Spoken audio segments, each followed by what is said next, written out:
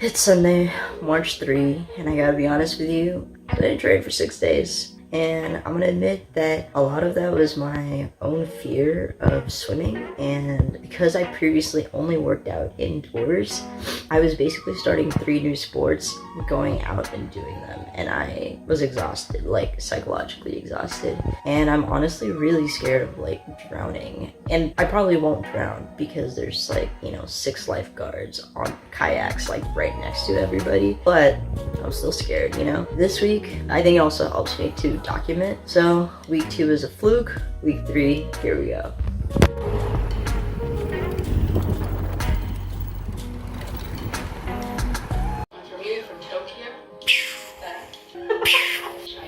Hey, pay attention. Breathe, baby. Yeah, see? Pushing the water. Makes so much more sense.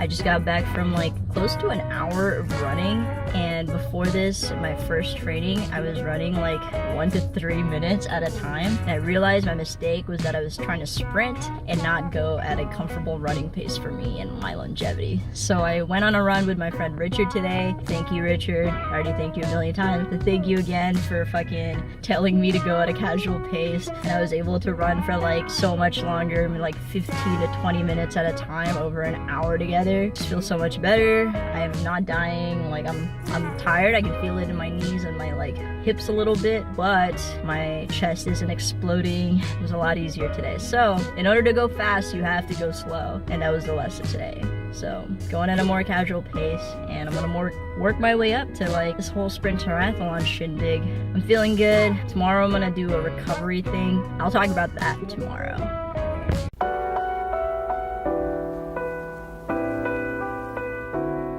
So the video that I just showed is a float session that I did today, which is a kind of a sensory deprivation tank. So I go into that tub that you just saw, and it's water, bunch of Epsom salt. Basically that allows me to float the entire time that I'm there. I'm there for an hour, and I'm just like meditating. It's just really, really relaxing for your body to like effortlessly glide over water for an hour. And one of the things that I'm grateful for that this triathlon is like kind of forcing me to do is I made a promise to myself to incorporate proper rest and recovery time for myself. So this month it's this, next month it'll be a massage, which I'm kind of doubling up as a birthday present to my mom and myself. Our birthdays are a week apart from each other, and really just investing in my body and cutting out like some eating out purchases so that I can afford to do that. Yeah, I just feel really good physically today. I'm glad that I did that. And recording these, I'm really just doing it to hold myself accountable to this goal, to working towards this sprint triathlon. So tomorrow is my first day of swim. In a little bit, in like 2 weeks, I think a week and a half, I have some like new techniques that I'm gonna try out. Let's see how well I do tomorrow. So I'll see you then.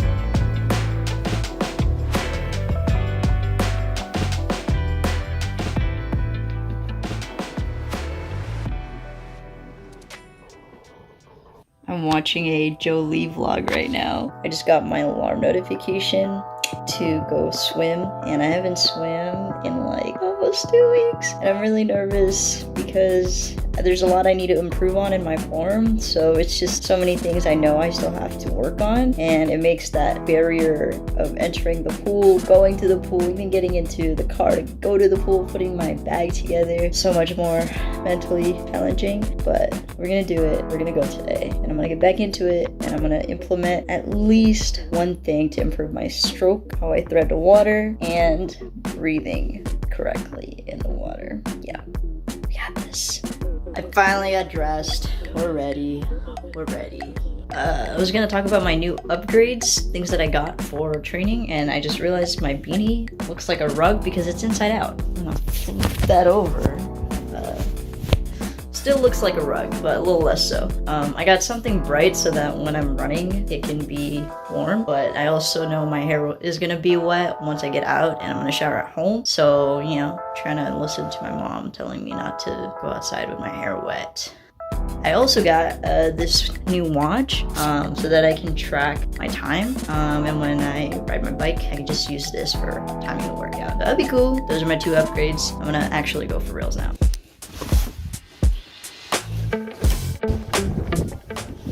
I forgot my water bottle.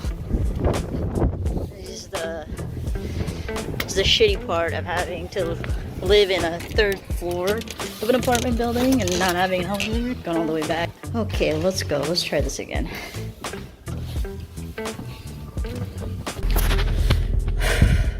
I'll be honest, y'all, considering my last video and my first week of training and how poorly my swim went those first 2 trainings, I'm still really nervous. I really apprehensive, reminding me that I have to face these fears in order to overcome them. I'm not a good swimmer yet. I have to remember that mindset of I'm not good at this yet, but I can work better at it. So more to come. Let's see how I actually do once I'm over there.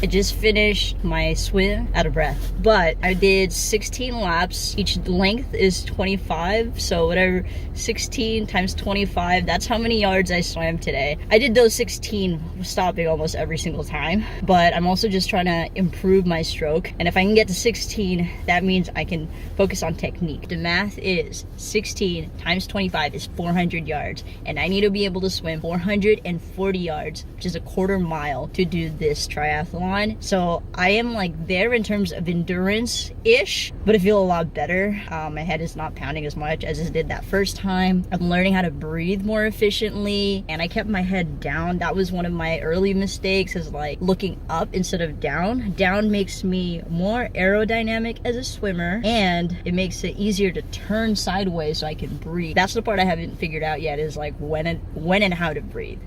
But my form is definitely improving. I'm feeling some pain in my left elbow here, which means I have some poor form I need to correct. So I'm gonna try to fix that in my next swim later this week. But overall, I feel way better. I don't feel as winded, and I don't think I will. And the fact that I went 16 laps when I could barely get to 12 last time and barely get to 10 my first time is already improvement, building that that lung capacity, that endurance, that stamina to be able to do the whole distance. If I can do 16 laps right now, and I basically just need to get to 17 laps to do the whole race, that means I have the rest of March, April, and May to improve my technique. So I only need to take a real break every 3 laps, every 4 laps, every so often, like that. Dude, I can do this. I can do this. That is exciting. Okay, I think I have a bike and a run tomorrow, so I'll see you there.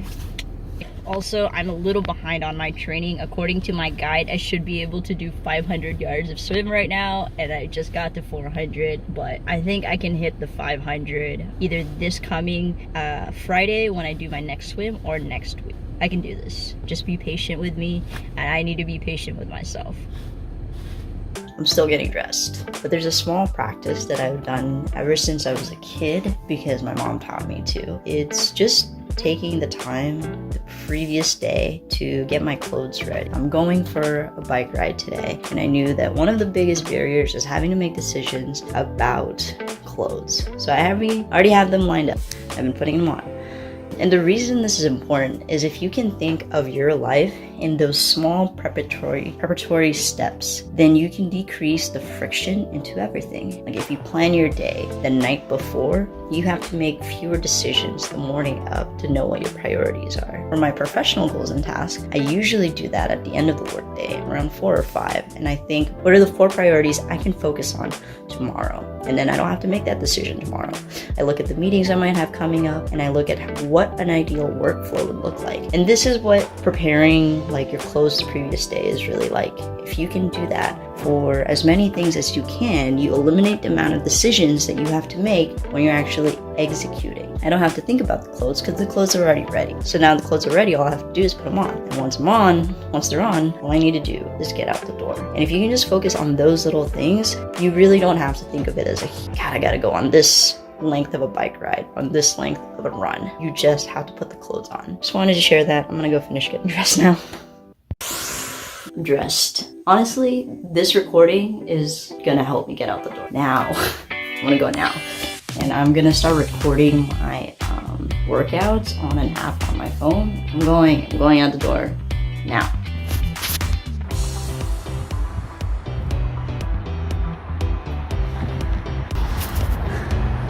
About halfway through. Now we'll say it took me like 10 minutes to even warm up to this because I physically didn't want to do it. It was so cold. It's like 35. But the wind chill of like riding is also hard. We're here. We're doing the thing.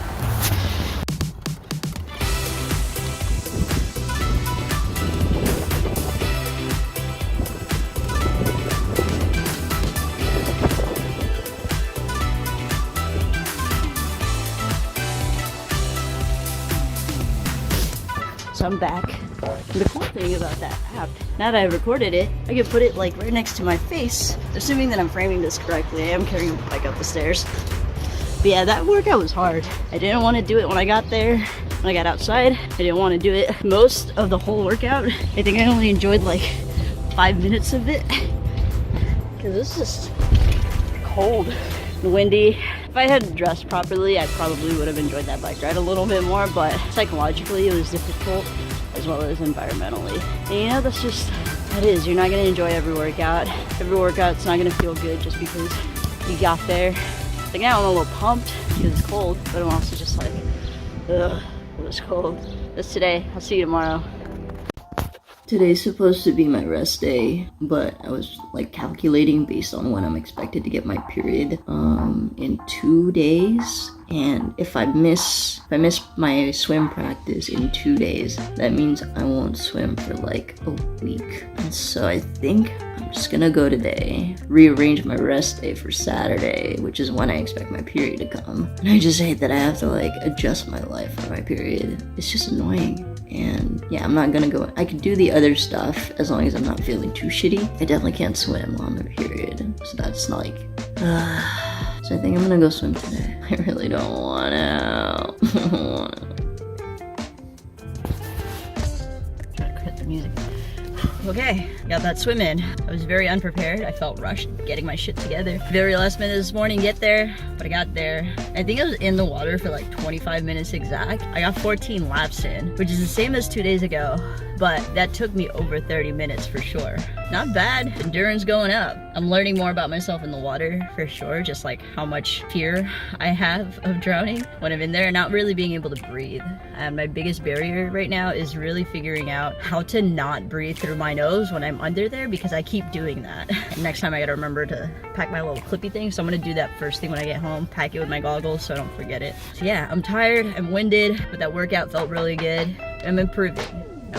I'm definitely improving, and I'm proud of myself for that. Cool. So tomorrow, I think it's a run day? No, I think tomorrow I'm doing a rest day because I've been training for 3 days in a row now. So tomorrow's rest, and then I'll do a run on Saturday instead of a swim. Compensate for like when I expect my period to come. We're doing this, y'all. We're doing this. Okay. I picked something up, and I want to note that it has nothing to do with me working out and earning a treat because I don't believe in having to earn your food. If you want food, get it. If you want to work out and get your food, that's fine. But I am not going to subject myself to, I earned this meal because I worked out. No, I wanted this meal. I happened to be working out and it was on the way home. I'll show you what it is once I get home.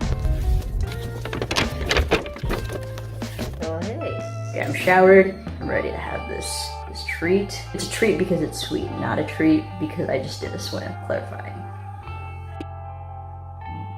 I just did this whole unboxing and I wasn't recording. Okay, so these pastries are from Kasama, and Kasama is the only Filipino Michelin star restaurant in the world, and it's in Chicago. It's literally like a mile from my apartment, and I still hadn't gone. The line's always super long, so I actually did a to-go order, and I only did the pastries because like their breakfast items just seem really pricey for what's a Filipino breakfast. I'm not doubting it's good, it's just on principle, I can't justify paying like $15 for a longanisa, an egg, and rice, and variations of Filipino breakfast. But the pastries are unique. And look at they're so pretty. So one of them is the ube ensaimada, and then one is a ube and huckleberry cake. That's this one for sure. Look at this. Oh my god.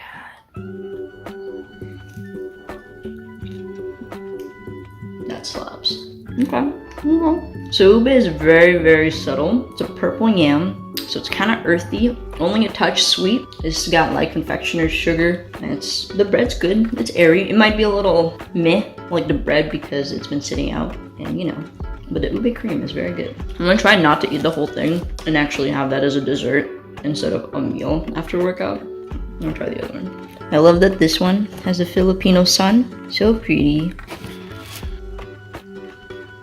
That one's also ube, but it reminds me of like a Filipino shortbread. It's a little crispy, also a little like crumbly with the ube and huckleberry filling inside. That's pretty good. Delicious, but yeah, I'm not gonna stand in line for an hour to get at these.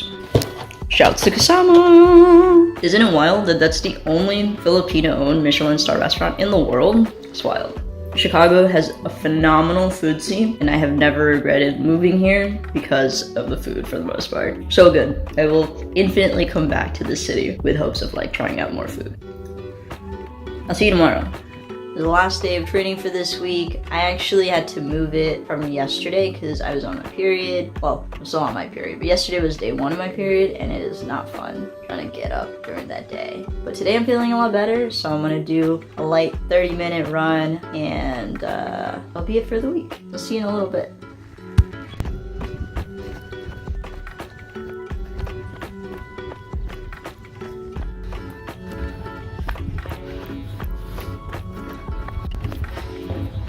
I just did my second run for the week, and I think I stopped like 5 times over a 25-minute period, which is really good. I'm really proud of that. I'm out of breath, but I'm proud of that. Like, that's a huge improvement. Accidentally stopped recording. This first one that feels like, wow, I'm gonna be able to do this. And the key really is just to run slow when you're starting out. This is the first one where I sprinted a couple times intermittently. I think they're called fartlek sprints. So I did a couple of those. You know, I could only get like a couple strides, like maybe 10 to 20 strides at the most. The point is I kept running for most of that, and I'm really proud of like a 12-minute pace right now. And that just means there's a lot of room for me to improve and grow. So closing thoughts on this week. Overall, I really needed to think about the mental challenge of doing all of this, like being afraid of drowning when I swim, not being able to hold my endurance, and also just the added thing of having to leave my home for every single one of these is a lot of time, a lot of like startup energy, since I basically chose to full send on 3 different sports in one go. But I'm doing it, and I won't post for another few weeks because I'll be busy moving and stuff. You'll see another one of these like sprint update videos in like 2 to 3 weeks. I'll give you like a monthly, maybe twice a month update moving forward. I'm excited to see what else I learn about myself. And this week it was just face your fear and ask yourself, why am I scared of this? What can I do to confront that fear? How can I do that? These mental challenges are not fun. Physically, this is exhausting, but I am enjoying this process, and I'll see you in the next video. So thanks for tuning in. Okay, what are you ready for, Hapa? Ready for an adventure. Wow. Freshly cleaned, freshly groomed. Okay, I accept. All right, let's go get some coffee. Let's go. Woo.